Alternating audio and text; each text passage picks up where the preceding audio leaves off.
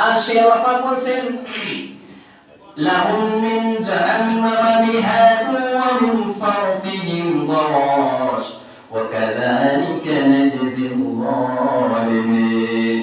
সারা দুনিয়ার ভিতরে মুনাফিকি করবে, মুনাফিকি তাদেরকে জাহান্নামের ভিতরে আগুনে প্রজ্বলনের জন্য জাহান্নামের আগুনের ভিতরে দেওয়া হবে, জাহান্নামের আগুনের ভিতরে দেওয়া হবে।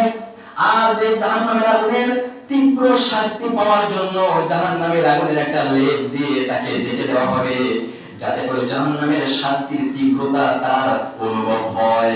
প্রিয় ভাইরা, আমরা সকলে কোরআনকে যদি মান্য করতে পারি, কোরআনের সংস্পর্শে আমরা থাকতে পারি, তাহলে কিন্তু আমাদের দুনিয়া এবং পরকাল উভয় স্থায়ী আমরা কামিয়াবি।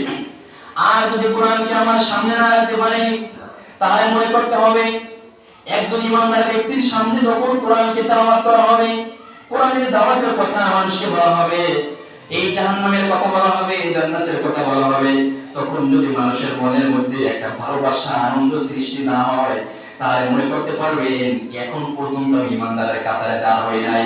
ইমানদারের কয়েকটা গুণ, তার মধ্যে গুণ হলো যখন কোরআনের কথা শুনবে তখন তার মনের মধ্যে একটা ভালো লাগবে। আবার দ্বিতীয় শ্রেণীর মানুষ যখন কোরআনের কথা শুনবে তখন তার লোমগুলি দাঁড়িয়ে যাবে।